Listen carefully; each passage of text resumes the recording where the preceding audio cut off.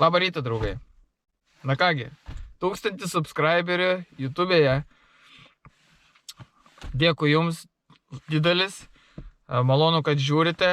Tad galbūt paskutinė šiemet žvejyba, manau, bus Minijoj. Pabaigiant ešerių žūklę, na gal kokia lydeka netyčia papuls spinningu šių metų, nes dar liko mėnuo, bet nežinom, kada čia tas šalnas ateis, kada šaltukas, kada ledas užsitrauks. Kažkiek čia buvo girdėta, kad kažkokių ešerių didesnių ten buvo. Tai va, žiūrėsim, kaip ten seksis. Aš su kolega, kuris liktai nežvejoja iš viso, tai va, jam bus galbūt pirmosios žuvis. Paklausimės jo vėliau. Bandysim pagauti iš valties, o kitas kolega gaudys nuo kranto. Nu, tai va tokie reikalai. Ir dropshotas, čia buraška, na, kaip visą laiką. Tas pačios sistemos. Guma maža, 2 coliai, 3 coliai maksimumas. Ir bandom surasti ešerį. Dabar laukiu kolegų, kol atvažiuos. Viską kaip ir susidėjau. Tada žiūrėkite mano šį video, žvejybos laikas YouTube kanale. Pasubscribinkite, bus smagiau ir fainiau tiek mums, tiek, sakykime, kas su manim keliaus toliau čia žvejot. Ir šiaip aplamai, kažkokį tais video toliau kurti, bent jau norą gal bus. Tai va, daugiau neturiu ką ir pasakot, laukiam hebros ir lekiam. Bandom pagauti tą didžiąją perčą. Sakė, bent 400 gramų didžiausiai buvo. Tai pažiūrėsim, kas tie 400 gramų vizualiai atrodo. Tai va, visiems iki greito ir lekiam. Bet jau turėjai pirmą, nespėjau nufilmuoti. Aš gavau blembą zacep, kad tu tai prie valties pakabinai gal mūsų inkarą. Nu va čia, va, aš daug kur mums, kur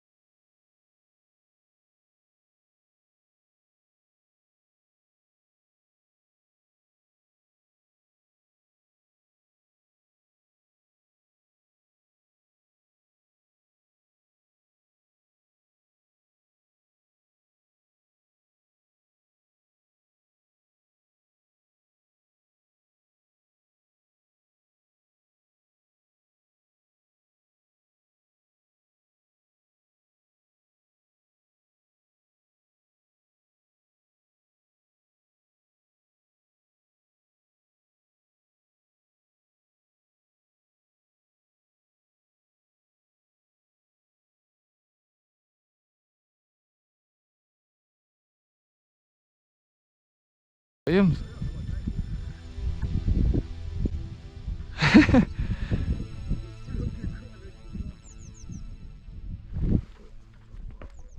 Dėk savo plaštakėtą. Va, su tuo pavaryti jo būtina.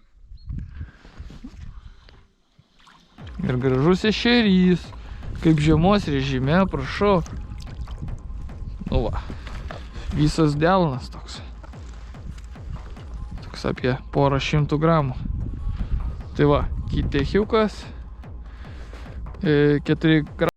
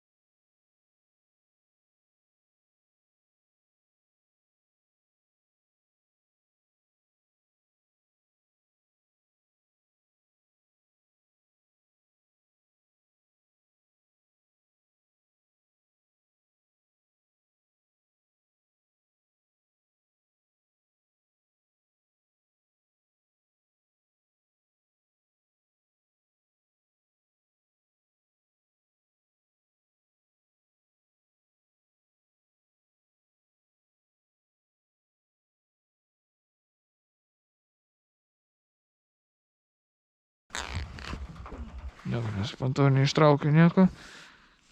Kabliuk supūvęs ant tiek jau, kad...